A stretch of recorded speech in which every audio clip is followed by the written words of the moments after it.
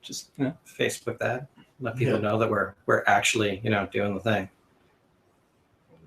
Good idea.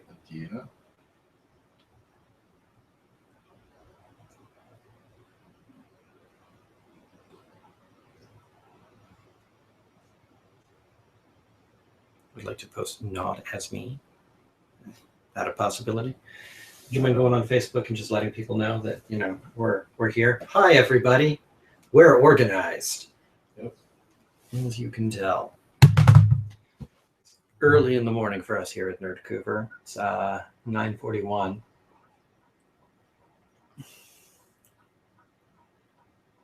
Did I sleep last night? Pretty sure I slept because I woke up. It's usually a strong indicator.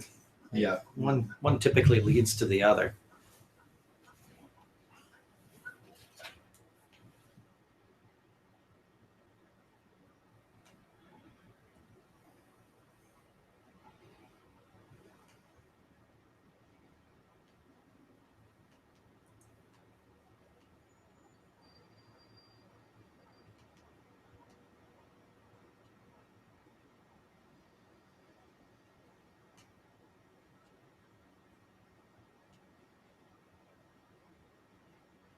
All right. Perfect. Do it. Let's talk. DC Comics Rebirth. Not just another dumbass reboot. Nope. But actually a really good reboot. Like, It's a fantastic rebranding. Yeah. Much more successful than any of the DCU. other bullshit that they've tried. Well, no, DCU is good. Oh, wait, no, DCU. Yeah, DCU. Oh, God, where it was more... Everybody gets to tell their own story, and continuity doesn't matter, and nothing's a shared universe at all. Well, this is everybody gets to tell their own story, but everything's a shared universe. And heading towards one story 2 years from now. Which, that's good storytelling. Yep.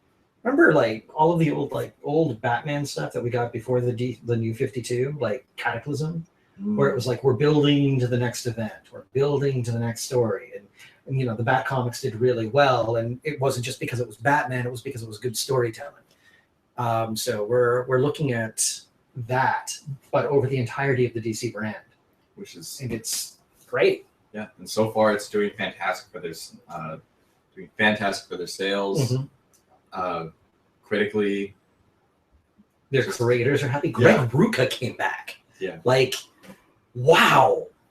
So I guess for those who don't know, DC Rebirth is the current publishing initiative by DC to kind of make up for some of the lost time in the New 52 by bringing back some core elements that they felt was missing in their universe since the reboot. Like fun.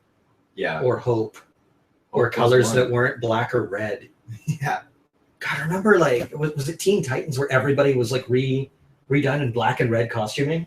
And then they introduced like Artemis from Young Justice because the cartoon was doing really well. And they murdered her in like an issue. Yeah. Teen Titans was the true abomination of the entire New 52. No, it wasn't. You have Red Hood and the Outlaws right there. You had like Catwoman, because Catwoman was horrible. But then it got better as it went on. It got to DCU. People were pretty happy with it. I really was enjoying what Genevieve Valentine was doing with the title, where Catwoman was wrestling with the idea of becoming like a mafia head, like the big crime boss taking over for the Penguin, and struggling with the idea of, well, I just want to be the cat burglar, but I have to do this for moral reasons, and it's going to have the much bigger payday at the end, and that kind of got cut short, I think. Because nobody had any idea what anybody was doing with the DCU or the New 52. Like a handful of people had some idea. And that's kind of been DC's big problem since I'd say Crisis on Infinite Earths.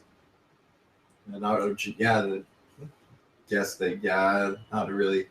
general idea of where things are going, and not really a figurehead to kind of like balance it all out, like they have now with Jeff Johns. And this all started good with choice. Jeff Johns. Yeah, that was a good choice. Well, they had With the New 52, they had Dan Didio and Jim Lee, Yeah. and they've had other studio heads in the past, but it's a revolving door of people because they're answerable to a bunch of suit monkeys, really, that don't understand comics and don't understand how any of the things that they own actually work. And we've seen Warner Brothers piss away so much talent in just every field, right? Because they've done it with their cartoons when they got rid of Animaniacs and Freakazoid. Because who was it? I think it was Brad Siegel who was like, "I don't understand these cartoons. They're too complex. Kids can't be liking them." Well, we won a bunch of awards. No, make more like the Flintstones. Yep. Or WCW, where they went from making $80 million profit one year to being $180 million in debt the next, due to just terrible mismanagement. Yeah, and again, they're comics, which I don't know what they're doing most of the time, but occasionally they stumble into somebody who understands. It's funny because the more they leave it alone, the better it tends to be. Very true. So again, like we get a lot of really interesting stuff happening in the 80s. We get more interesting stuff happening in the 90s. Where I would say DC was probably at their modern peak. They were doing a lot of very, very interesting stuff, building towards stuff that would sort of culminate in the mid-aughts. And then from there, everything just kind of went bad. And I would blame Batman Begins, which means I'm going to blame Green Lantern, which means I'm going to blame Warner Brothers. Yeah. I'm also going to blame an event called Millennium, which is an old DC big stupid crossover event thing where they introduced the Mighty Monarch as the big bad villain. And the Mighty Monarch was supposed to be Captain Atom, and that got leaked back in like the early 90s. So everybody knew that the Mighty Monarch was supposed to be Captain Atom. And so they changed it. And instead of it being the Atom, Monarch was Hawk. Like Hawk and Dove Hawk. Yeah. Which was dumb. And they set up like a time paradox thing, and it was very stupid. They introduced Wave Rider, which was interesting. We got some really cool stories out of it, but by and large, it's not good. It's just not, it's not good. I finally have the chat up. Excellent. I'm showing up for a bit. Welcome, folks. Yes. Yes, I guess back to Rebirth. Yeah, well, that all led to Rebirth because Yeah. they sort of took a look at the quagmire that they've made, and we're like, okay, let's actually listen to what our fans are asking us to do. Yeah. And they listened, and it's great. Which is probably the Oh best my thing about God. Jeff Johns is that he's a huge fanboy who actually cares, understands, and it really, Rebirth started with the 80-page one-shot, which I still think is my favorite comic to still come out of Rebirth right now. Mhm. And it's just really split into the four things that I wanted: love, legacy, hope. I'm forgetting one, but to me, those were like the top three. And love, legacy, hope, and darkness. No. No. Just heroes. Heroism, I would say. Because the New 52 was not really big on their heroism. No. I think they had like Dan Didio pass down an edict that was like, heroes aren't allowed to be happy. Like, what? Why? Like, speaking on just a thematic level, that's a problem. Yeah. Right? Because you want to show that heroes are rewarded for their heroism and villains aren't. But nobody was happy in the New 52. Nope. But you can look at probably one of their happiest characters, Dick Grayson. What happened to him? His life was constant. His life was constant Agony. crap. Agony. So much. Yeah. Just not good. No. But Rebirth was a necessary step, and I'm glad that they did it because again, the comics coming out of it are great. They are, and they're even bad writers or people who are writing bad stories for characters that have now carried over to writing these characters in Rebirth. are now top tier titles. Yeah. Well, again, like I don't think it's the writers a lot of the time. Because if somebody is getting to the level where they're at one of the big two, like clearly they've gotten there for a reason. So they were good at one point, or they're still capable of being good. But they've got to deal with editorial mandate. And at some point, I think editors stopped being editors and were like, well, I want to tell this story. And I don't know how, so you're going to tell it for me, and here's my idea. But then who's editing the story? Yeah. Like look at the poor bastard Dan Slott. Dan Slott's a great writer. Dan Slott's amazing. But Superior Spider-Man was dumb. It's not that the concept was dumb. The concept could have been great. But just here, everybody needs to be taking all of the stupid pills for the story to work. Yeah. Like that was definitely the biggest flaw. Like not just a handful of stupid pills.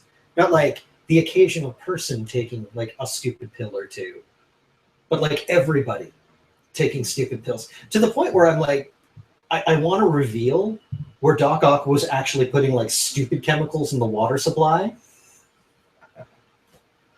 Yeah. He didn't even change his like speech patterns. Nope. Insolent fools! Like Peter talks like that? Peter? Like yeah, I don't know why anybody really bought that. This is a world where mind control happens frequently. Where it's actually been like a major part of several characters. But I'm talking Marvel, and really we want to be talking DC. Yes. So let's talk about how good Rebirth is. You brought up the idea of like we're going to do our top 5, bottom 5 of the Rebirth thing. Yeah, but I figured maybe give the people some more background context of it all. Well, so Rebirth kind of starts off again like Jeff Johns decided, I guess, his fanboy rage for how the directionless DCU was going finally boiled over, and he probably went to his bosses because secretly he was promoted to president of DC Entertainment while no one was looking, which I'm perfectly okay with because Jeff Johns is awesome. And yes, he is. Do you know how bad the New 52 actually did sales wise? I know I did. They lost 21.5% of their readership in the first year. Yeah, we did a whole thing on it. Which is funny because I was brought in with that readership. Yeah. Like we're going to piss off all of our long-term fans and try to bring in new readers. And to a certain extent, it worked, but not in the way that they thought it was going to. Because what did you start reading? Batman. I've read almost everything. Batman, Nightwing, all the Batman family stuff. Yeah, which was the stuff that was primarily left alone. They didn't actually change the continuity in any of the Batman stuff. They just carried it over. When Flash was reading Flash for a long time. Even that got kind of boring. No. Teen Titans. And I got bored of that too. Really quickly, I imagine. Yeah. And I'm assuming you picked it up because of the cartoon. Oh, yeah. Yeah, because the cartoon was great. Oh, I picked up everything based on the cartoons. Yeah. I was like, Nightwing? Yeah. Yeah. Teen Titans? Yeah. Yeah. Batman and Robin, once I figured out what that was about, I was like, cool. Uh-huh. And then I started delving into all the back issues. Mm-hmm. Now, the New 52 told you specifically, don't get the back issues. Because none of that counts. I thought I did. Yeah. And those stories were so much better. More yeah. sense. Yeah. And plus, I heard about Dick Grayson Batman, and I was like, how could, what? Yeah. Where Damian Wayne is Robin? Yeah, I was like, who's Damian Wayne? What? So Batman's good. the son? What? Yeah. Dick Grayson's Batman? What? Have you read the story where that happens? Oh, yeah. Batman Italia? Yeah. Son of Batman? Yep. Yeah. I got it all. Demon? Yeah. Not that all. I read Son of the Demon. Son of the Demon is awesome. That's the one. That was where Talia and Bruce hooked up, and I was thinking of picking that up. Damian was conceived. It's good times. The out of continuity one, and then there's the in continuity one. There's several. There's the '70s story, and then there was the '90s story. It's. I'm gonna compare it to like a Marvel thing again. So, Next Wave. Agents of Hate, where Warren Ellis got drunk and gave us like 6 summer blockbusters in the course of 12 comics, was not supposed to be in continuity. but because of the popularity of Next Wave, it is in continuity. So all of the characters that were in it are now those characters. So like Aaron Stack, the Machine Man, is now that guy. Elsa Bloodstone is now like evil Laura Croft, as opposed to like a terrible Buffy ripoff. Yeah, and that was a good choice. And pretty much everything they've done with Rebirth has been a good choice, with like a handful of exceptions. Yeah, like I was, and even then, the low tier stuff is still like not that bad. Yeah, well, I took notes. I made a list of. Wow, that's a Of tiny writing. But you've never seen this before? No. Yeah, It's like code. it's English. So tiny. Holy crap. Yeah, for those of you listening on the Inevitable podcast, apparently I have very small writing. It's literally like just on the line. If it was lined paper. Yeah, let's. Probably won't even be able to see it on camera. Yeah, look at that. That looks more like eraser marks on the back of paper. Yeah, so that's how I write. And I could only actually point to 2 comics that I thought were bad out of like the entirety of the DC Rebirth line. Which is currently about 25 series with more on the way. Yeah. And I mean, they're not terrible. They're just not particularly good. Everything else is fucking great. So yeah, good job, Jeff Johns. Yeah, really. Yeah. And kind of to everybody involved. But then that's really is Jeff Johns sat down with everybody and was like, we're going to work out your story together and how it fits the larger DCU. Yeah. And they should be doing. And right now, yeah. And right now, the most connected feeling of all the titles is definitely Superman. Mm-hmm. Superman is definitely at the heart of the Watchmen. Which is spoilers. It was reviewed. Superman should be. Yes, spoilers for those who haven't read DC Rebirth or heard about it yet. That at the end of DC Rebirth, Jeff Johns reveals that the person who created the New 52 timeline was not the Flash. Screwing around at Wally West, the original Wally West, not the black one that they introduced. And it was the first time as a fan, I was like, why are you doing this? This is really dumb. Why isn't he just his own character? Which again, just Jeff Johns fixed. Yep. And like the it's best because way to do. It's because you really had like a couple of bad fanboys running DC, in that they didn't understand what made DC good. So they just wanted to go back to the stuff that they thought they knew as kids. So they got rid of like 20, 30 years worth of storytelling. So no, the only real Batgirl is Barbara Gordon. The only real Flash is Barry Allen. The only no, we've had stories that went beyond all of that. And I've got a thing where you don't go back, you go forward. If you want to retell a thing. It's fucking comics. You can do that, like Batman Year One. It was not released. Like, spoilers for those that haven't read Batman Year One. It wasn't released in the 1930s. Whoa. I know, it's shocking. Or 0 year. Yeah, it was released to retell the origin of Batman, and you can do that in comics. You can consistently revisit old stories without having to go back and invalidate what was there. Yeah. And then there's 0 year that kind of did. Yeah. But not. Yeah. You can tell that story changed. That was Scott Snyder with 0 year definitely originally had it very much like, I'm going to have a Year One, but a Year One that's really focused on Batman and not like a Gordon story. Yeah. And then he kind of and then Grant Morrison told him, just treat him as your own character. And then we got Scott Snyderverse Batman, which was it was a fine story, especially the first half that was more like Year One, and the second half was kind of ridiculous. And I was like, all right. But it was the highest peak of New 52 Batman in terms of sales wise. Yeah. Not a bad story, but getting off track. So yes, at the end of DC Rebirth, number 1 it was revealed by Wally West Barry Allen that someone who the audience knows during a fantastic panel and Batman finding a certain item in the Batcave after Wally visited, that the Watchmen are responsible. Well, specifically Dr. Manhattan. Yeah. Which some theorize that there's another character of Watchmen that's probably walking around the DC universe who is actually responsible. Ozymandias. Yeah. And I think it's more like Ozymandias to be in charge of screwing things rather than... Well, no, because Ozymandias' character was, I'm going to screw with things to save the world. So he was the perfect heroic villain. Whereas Dr. Manhattan, if you look at Dr. Manhattan, is terrifying. Oh yeah, he's super terrifying. Dr. Manhattan is a comic called Super Gods, and I'm actually going to go and get it because there's a bit in it that I feel completely applies to Dr. Manhattan.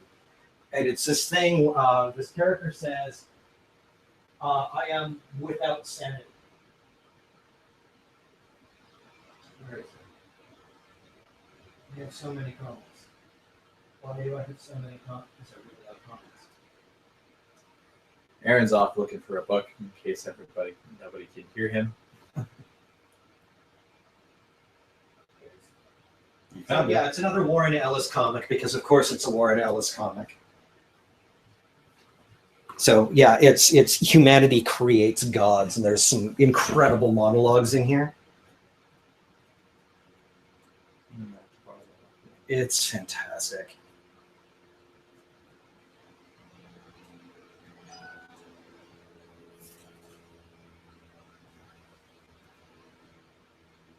Yeah, personally for me, I think Dr. Manhattan, the reason why he's not fully behind it all is because it goes against kind of the epiphany he had of valuing humanity. I would go actually against that because his whole thing was, I'm going to go create some.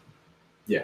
Right. So the idea that Dr. Manhattan just goes and is like, well, let's take these characters and screw around with them a bit. Let's take these people, these humans, and just muddle things up for my own personal, not even entertainment, because I think he's beyond entertainment. So yeah, I found the thing.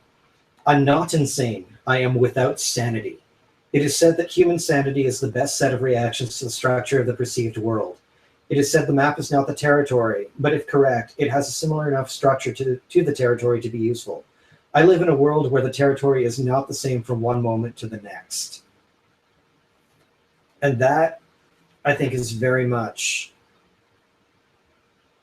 yeah, I think that's very much Dr. Manhattan. Yeah. Where...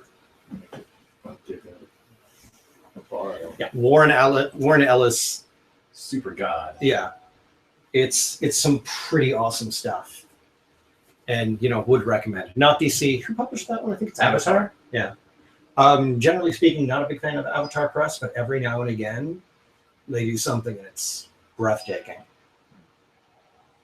So, Dr. Manhattan's responsible for the New 52. He's ripped away 10 years from the DC universe, and that brought us where it is. And now Wally West is the original Wally West has come back to the universe, and his mission is to hunt down Dr. Manhattan, but he just knows Dr. Manhattan, which makes the certain title Titans the kind of centerpiece to the DC universe. Which is great because it gives it purpose. Yeah. And it's interesting on, again, like a meta level, because of the relationship that DC has with Alan Moore. Yeah, which is not a good relationship and actually ties back to Watchmen. Because Alan was supposed to get the rights to Watchmen back after after it hadn't been in print for 5 years or something. And they just keep reprinting Watchmen. And why wouldn't they? It's the best comic ever. Critically acclaimed. It's a work of genius. And structurally, some things I never noticed before that got pointed out to me. But I'm like, yeah, it's breathtaking how complex it is.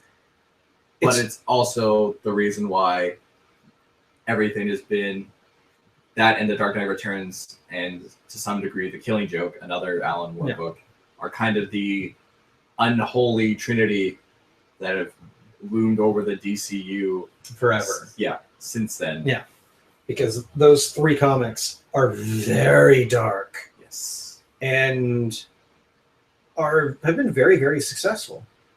Sorry, I'm getting stuff still from the God of Comics Twitter feed yesterday. So just and my brother who just got back from Israel. Ooh, I'll call him later.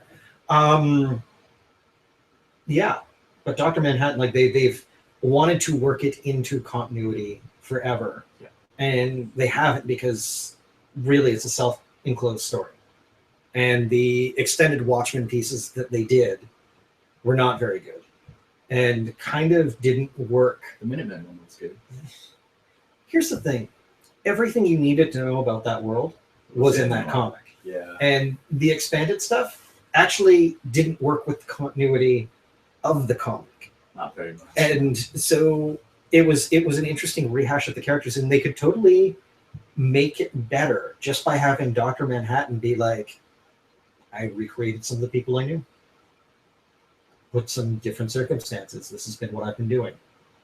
And then you can work the Watchmen in. Although I can't imagine Owlman doing particularly well in the DCU. I can't imagine Spectre doing particularly well. I could see Silk Spectre doing okay for herself. The Comedian would be interesting because the Comedian would be really odd to watch him play against people like Deadshot and Well, he might already be there. yeah, Deathstroke. I'd like to see Moloch. The idea of Ozymandias playing worldwide chess with the likes of Lex Luthor and Bruce Wayne. Like there's some stories to tell there. So yeah, I'm totally okay with it. And I'm now coughing because Alan Moore is cursing me from across the world. Because of course he is. He's cursing everybody who talks about Watchmen. Yeah. Yeah, he hates DC Comics, but he also hates comics in general unless it's written by him. So Alan Moore is a strange mythical man of mystery, and I love him. He's like uber talented, and super interesting to watch or to listen to. But the dude he's Alan Moore. I think the best story he ever told was the Russian Revolution. Back when he was calling himself Gregory Rasputin. They look exactly alike. they do. It's creepy. Well, I mean, if you read the Rasputin Image comic, that Oh god. Rasputin didn't die. Mm-hmm. I tried to. Art was really pretty. Art was really pretty. I read it. It was all right. It was there, but Image had like so much other more interesting stuff coming out. So. Yeah. But that's always the case with Image now. Yeah. Which is their top tier, and then there's everything else that kind of like floats around, but not any like terrible to say, not any big enough names and comics attached to it to really like garner much interest. Which is really a shame that it's now Image Comics even itself has developed like their elite people. Yeah. Well, I mean, I think everybody except probably Dark Horse is going to have like their elite people that they sort of turn to and are like, go do your thing. Yeah. Even Dark Horse had Mike Mignola, but he's done with Hellboy for a while. Yeah. We're really getting off tangents. We today. really are. Clearly, I'm going to make some coffee for us, I think, before we do Suicide Squad. Yep. And we've got like 20 minutes before we've got to go get ready for Suicide Squad. All right. Well, DC Rebirth. It's great. Everybody should check it out. Okay. And I think you're five. By five. You're five big ones, and why? 5 big ones. Yep. Ooh. Not in any particular order, but I'll start off with Wonder Woman. Yeah. Oh God. Yeah. Yeah. Also on my list. Yep. Just so good. It's really solid, interesting characterization. Yeah. And even more complimented, I just picked up the first trade, the big trade of Greg Rucka's previous Wonder Woman run, and I can see how the character fits. And I understand Wonder Woman now more as a character as Wonder Woman rather than DC Xena. And really, I think the biggest selling point to Wonder Woman for me is that it's bi-monthly, but it's also 2 stories. Yeah. We're getting one pretty interesting story, The Lies, where it's kind of unraveling to get to the core of things. To get to Diana, with the New 52 contradicting Everything. with her whole history being contradicted because now old continuity and New 52 continuity are kind of in a big scramble because of Wally West coming back. Yeah. Well, there's also the New 52 continuity was written by people who clearly didn't understand the character at all, and were like, "Oh, she's Xena." And like, no, she really isn't. No, she's not. And Greg Rucka, I'm going to go on like record as saying is one of the best writers working today. The dude is amazing, an incredible mind, and an incredible storyteller. And watching him rebuild Wonder Woman has been with the second story arc he's doing is Wonder Woman Year One, which is like beautiful artwork by Nicholas Scott, and I can't remember the colorist's names, who's just an amazing colorist. And it's just, that's a great story. It's like Wonder Woman's origin, like I've heard it a million times, but to see it explored in this particular way, especially with Grant Morrison's Earth 1 that had just come out, which you get the similar beats going on, but like it's so, what Year One is so much more interesting in every way than Earth 1 was. Yeah. And it's just both great art teams with Nicholas Scott and Liam Sharp. They rotate every issue of what the story is, and so far, definitely, if you were to compare, you could almost say there's two Wonder Woman books going right now. And definitely, if I had to say it, I had to compare which story was stronger, I would give it to Year One. But like, they're both great, and they're both amazing. And I guarantee you, Ruka is building to something with the other one that's going to retroactively make everything better. With the other story, like the weaker story. And I say weaker, but it's not. But it's like, not. It's still really good. But of the two, I'm definitely usually looking forward to the next chapter of Year One than I am with The Lies. But both are great stories. Also, my top 5, Nightwing. Because I'm a huge Dick Grayson fan. But you're a huge Dick Grayson fan, and I mean, it's not to say that it's great. It isn't great, because it is. It's up there for me. I love the artwork. It's a great continuation of his story from Grayson, and really gives him a purpose, like retroactively with Robin World that happened, and just taking everything that's happened to Dick Grayson in the New 52 and putting him into the next phase of his life. And he's returning with a great costume design, and a writer that really gets him as a character. And it just, and Dick Grayson's always a character that's really spoken to me, is that, he might be super talented, but he's also the guy who's taken the trauma of Batman, but made it, stayed happy about it. Handled it like a normal person. Well, he's indoctrinated by a crazy one. He had Bruce. And Bruce had Alfred and had his uncle, but Bruce was devastated. And this isn't to say that Dick wasn't, but Dick had somebody who understood his pain. And I think that, and Dick was much older than his parents too. I think that made a world of difference. Because Bruce really was isolated because there wasn't anybody that could really understand what it was he was going through. What else is on my list? Detective Comics. Yeah, on mine too. Because that is the Batman book to be reading right now. Oh my God! It's such a fleshed out universe that feels such a spiritual continuation of the DCAU. And Clayface. Like Clayface is so good in it. Such an actually compelling character. I like in the first issue where he like gives the speech of like why he wants to be this way and what he misses. I was just like, it was beautiful. The establishment of like Red Robin and who Tim Drake is, all of the stuff with Stephanie Brown, all the characters. This is the Cass Kane. Like the three characters that got the worst end of it in the Bat family from New 52. Batwoman. Oh yeah, Batwoman. Yes. Again, pretty much everybody who really didn't get a chance to shine in the New 52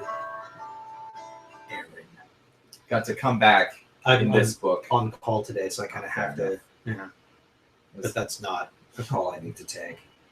They get a chance to all shine in this series, and Batman's brought them together to form a team, which I'm assuming is kind of his mindset after what happens in the other Batman. We ranted at length about Yes, the several other Batman times title. now. Yeah. Needs to say if there's a bottom 5, it's in the bottom 5. Again, like I've got a bottom 2, and it's definitely in there. Actually, for my bottom, is it in my bottom 2? What's in my bottom 5? I'm gonna be curious to hear your bottom 5 because again, I've got like a bottom 2. I got general, and again, it's all the stuff that didn't wow me. Mm-hmm. So, even one's kind of in there just because like it's been a long, not crazy one for me. Green Arrow. Yep. In my top 5.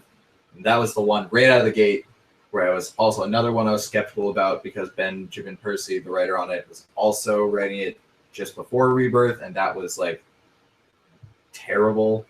Most people consider it just like absolutely terrible, but it's probably had the strongest debut. Like, that character really got back to the core, and it really made me appreciate Green Arrow more as a character than I ever understood it from comics. Again, it feels like I'm watching the guy from Justice League Unlimited like go through some stuff. Yeah. And it's like fantastic. It really establishes a relationship between Black Canary, but also builds on, the stuff that was set up during like the Jeff Lemire run. Mm-hmm. And it was good. And it was like has great artwork. Yeah. And yeah, it's just really strong. The first story arc just wrapped up, and Kansas like it was a great Green Arrow story, and I'm looking forward to where he takes it. What is that? It's 3 titles? No, 4 titles in my top 5. What's number 5? Oh, this is tough. Oh, this is really tough. That's why I wrote mine down. I did have it written down. Yeah. But always that 5th spot changes for so many reasons. That's fair. But on the one that I have written down here, so I'll go with this at least. But it's still a debate amongst like 3 titles. Yeah. But like this one at least has this. I could probably say at least Superman. Okay. Honorable mentions to Flash, Red Hood and the Outlaws. Okay. Flash is really good. Yeah, Flash I is just really missed good. my top 5 as well. Yeah, and I don't even know why. I guess because it's kind of plotting with its story. Yeah. Hasn't really gotten going yet, and it's almost 5 issues in. So that's kind of why I think it's kind of down, like not quite there, top tier, but just misses the top 5, just because like it's at halfway point of the story, and they haven't even really barely introduced the villain yet. Yeah. But yeah, Superman. The Batman and Robin team, which was like my favorite book, even more so. Their Born to Kill story of Batman and Robin, I personally enjoyed more than Court of Owls. Yeah. Which everybody, loves, and it's still a great story. But Born to Kill, Batman and Robin was the underrated, like Pete Tomasi and Patrick Gleason were the underrated creative team of the New 52 because they were there almost the entirety of it as well, but didn't quite ever get as much praise as Greg Capullo's, and admittedly they had a weird choppy middle. Yeah. They kind of lost themselves once Grant Morrison killed Robin. But it was their first story arc and their like last year of storytelling where some great stuff that definitely competed against Greg Capullo and Scott Snyder's run. And they continued that magic over to Superman, where it really explores Superman being a father, kind of having to deal with the fact that he's a more public face in the universe now, because this is the old Superman, not the New 52 one. This is pre-New 52 Superman, who is living with his Lois Lane and his son in the current DCU Earth, and he's now, become Superman again after pretty much a decade of not being Superman in the public eye. And it was just great, and really you get the character, and it's a great exploration of his son, John, White, technically. But yeah, it's a great exploration, fantastic artwork by Patrick Gleason, Jorge Jimenez, and Doug Monkey, just like all-star artists you got on that title, and really there's a real sense of hope, and like, again, all the things that we want Superman to be is present. Yeah. And it's a title I'm looking forward to like every week to pick up. And it's, again, like I said, both Superman titles right now are dealing with Superman having to protect his family against insert 90s Superman villain here. But yeah, that's my top 5. Yep. Strong stuff overall. Good top 5. I totally agree with Detective because we've talked about Detective quite a lot. and Wonder Woman. I put Red Hood down, Which you just missed because everything between Jason and Bruce is perfect, just pitch perfect between those two characters. Because people blame Jason for his death. People are like, well, he was the bad Robin, and he wasn't. Jason was a troubled kid who Bruce took in, and the two of them worked with one another. They made each other better people. And his death was a tragedy. There was a brilliant thing back before the New 52 took in where a social worker actually started investigating Bruce Wayne over the death of Jason Todd. And Bruce kept ducking him. So the social worker got the viewpoint of Bruce and Jason's relationship from everybody else in the Bat family. And then finally managed to corner Bruce and starts hammering him on the relationship between the two of them. And Bruce actually starts crying. Wow. And it just incredibly little powerful moment. And everything in Red Hood rings true to that. Yeah. You can definitely see the love and respect these characters have for each other, but at the same time, they've gone in very different directions. And yeah.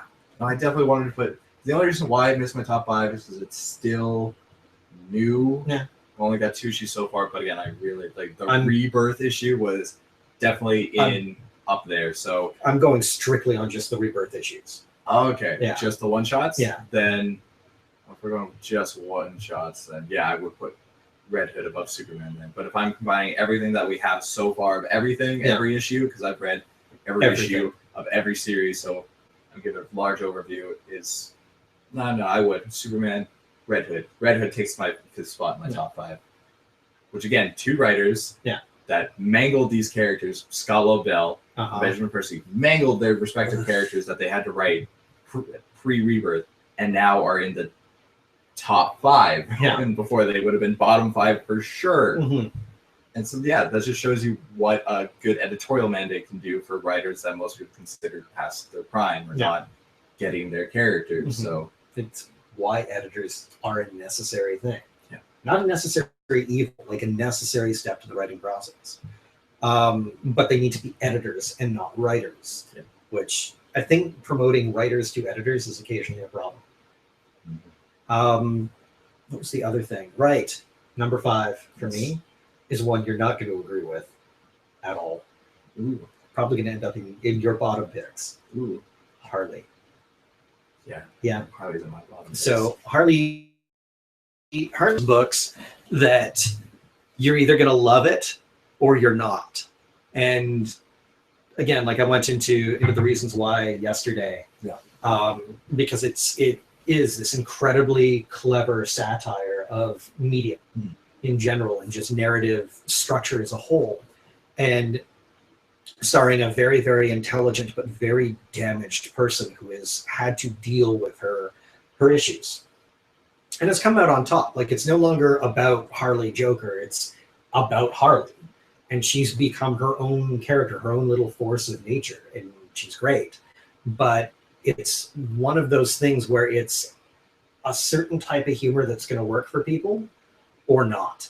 And that's it. It's a humor that normally in everything else works for me. But man, something about Harley's book that hasn't quite gelled with me when I've read it. It's definitely not a bad comic at all. And it really only makes the bottom 5 just because it's not even because it's bad. It's just default. It's just default. It's like, I got to fill 5 spots. What am I going to throw in there? I can only fit 2.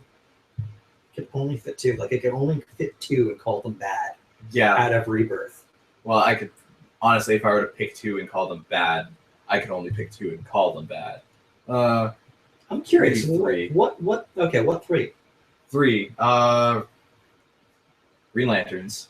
Okay, yeah. Really, really weak for me. It's probably the most inconsistent art team that they have so far, which is sad considering they've only had one artist on the book so far. And the point of these rotating art teams was to at least make sure you have good-looking, top-tier artwork out of every issue. And there's a few so far that's really lacking in the artwork department. And it doesn't feel good. And it doesn't feel good. It's about it's about two characters that really needed their own explanation in the universe, and they're teamed up together, but they don't talk to each other. Yeah. But I've never seen a book that's featuring a team that has so much narration.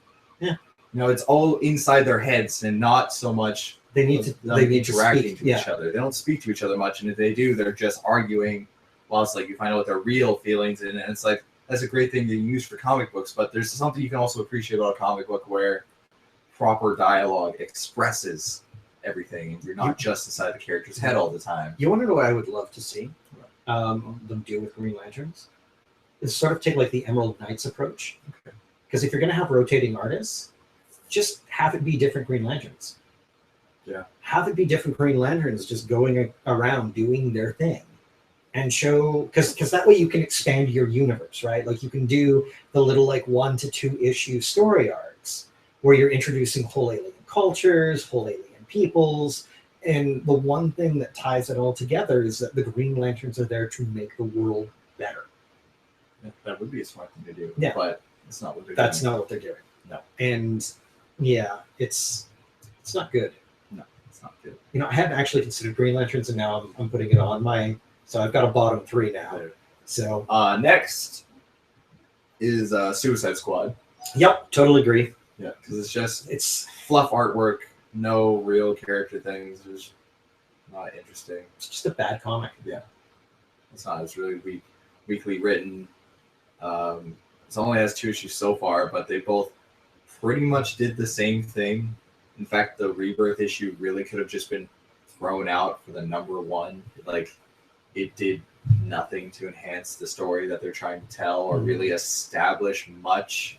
And considering that this was like the one that DC really was throwing their money behind as the big title of DC Rebirth, yeah, like that's kind of disappointing. I kind of see that as like a Warner Brothers decision. Yeah, like I definitely. see them handing that down and being like, well, we've got this movie coming out and we don't really understand it, but we went with the Grimdark, and then we went with Guardians of the Galaxy, and then we tried for Deadpool, and we kept shifting, and that's why there's 6 cuts of this film. But we'll get to that. Yes, in like 10 minutes.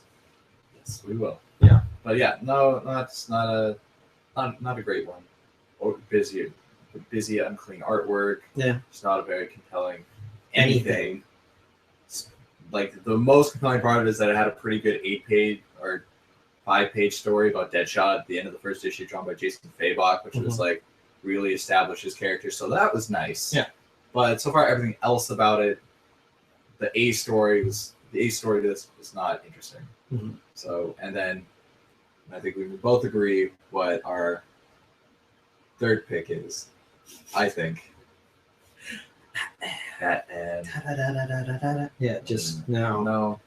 No, we've gone on at length about Yes, how much we despise this title, and this is a story that is not meant for Batman. Nope. As we discussed yesterday, like we came up with, it's a Spider-Man story. It is. It's literally a Spider-Man story, and they're trying to do it with Batman, and certain characters don't handle certain stories well. No. Especially, Tom Kingsford hasn't written a very compelling Batman. Seems one who's like obsessed with guilds and like pretty much is like very heavy-handed, always thinks he's going to die, and not in like the way Batman would handle it before. He's like, no, I gotta find somebody. I have to find somebody who can take care of the city for me. He's like, why? You're fucking Batman. And you've got like a bunch of Robins, like a host of them. But then he gets all down on it because he's just like, oh, I remember in the first issue where he's just like, I'm going to die. And when I die, Dick's gonna take my place. Then he's gonna die. Then what's gonna happen? It's like Dick will pick somebody else. Yeah, Dick will pick or Damien. Or Jason, or Tim, or fuck Stephanie, Cassandra, and Barbara Gordon, Kane. There's a lot of people who can take over. Selena, for fuck's sake. Yeah. Like, you've got enough people, Bruce, and it wasn't good. And you Harper, like there's gonna be more. Yeah, there's always gonna be more people. Duke, yeah, he's training Duke now too. Like, there's always going to be more, even past him. Like Azrael, Terry McGinnis in the future. Yeah, like, the concept, it's been explored many times. The concept of Batman is Grant Morrison. Batman and Robin will never die Mhm. because there will always be somebody through the legacy of Batman that will come up to take over. And this is more like Batman trying to circumvent it. That no, Gotham needs Superman. Oh god damn it, Gotham Super. Here's a funny story. So they had a thing where Batman had to go deal with something else, and he actually asked Clark to step in and just watch over the city. Yeah. And Clark ended up having a team up with Catwoman that was about the greatest goddamn thing. So at one point, like, they go subterfuge, and Clark is trying to like do the disguise thing, and he can't quite pull it off. And people are just like, okay, well, clearly we don't know who this guy is. Might be a new player on the scene, so we're going to avoid him because he looks kind of big. But then, like, he tries to do the thing. He tries to do the Batman thing as Superman in Gotham, and like one of the villains is like, "You're not Batman. Like, you're not going to drop me from a building or something. You're Superman. Like, I'm sorry, you're not that scary. Yeah. Tell me where it is," and the villain just cackles. It was also great to see because now in modern Superman telling the villain like, wait, Superman would have dropped. Again, Superman I always think has the potential to be threatening, but that's part of him that he doesn't want to be. No, the entire point of Superman is that Superman isn't threatening. Superman is literally a god who lives up to the best of humanity. Like, that's the point. Yeah. So again, that pretty much rounds up the bottom five. Yeah, it's just we've got it at a length, and pretty much the Batman. I am tired. I'm tired with it. Yeah, done. Yep, I'm done. I'm giving it one more issue just to wrap up this story, the epilogue story to this not so great Batman story. I'm gonna move on with my life. That's fair. Yep. I'm also going to lend you Planetary because I think you'd really dig it. There's a Batman story in there. I'm trying to remember who wrote Planetary. I think it's Ellis again. I think it is Ellis. Yeah. Where our three investigators end up going to Gotham, and they find a metahuman who's every time he panics, he shifts dimensions. Ooh. But they're in Gotham, so it's different iterations of Batman. Oh, So their big heavy ends up fighting like the Frank Miller version of Batman, then the Adam West version of Batman, then like, and it's so well done, and they're all kind of freaking out about Batman, and then they get to like this ultimate iteration of Gotham, and you get just this beautiful Batman moment. And yeah, just really, really interesting comics. Like Planetary was awesome. So read Planetary. Yeah, so don't read Batman. Don't read current Batman. Go back, read Scott Snyder's run. Go back, read Grant Morrison's run. Go There's back. so much good Batman. There's so much good Batman. Hunt down City of Crime.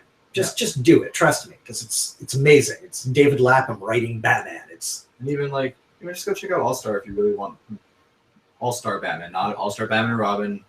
Although that is a hilarious time because it's so awful. What was the name of the one where Batman is against rock and roll? I don't even know. I don't even know what was the thing. Yeah, no, there's a thing where he's like, rock and roll leads to crime. It's criminal corruption bullshit. Like it's.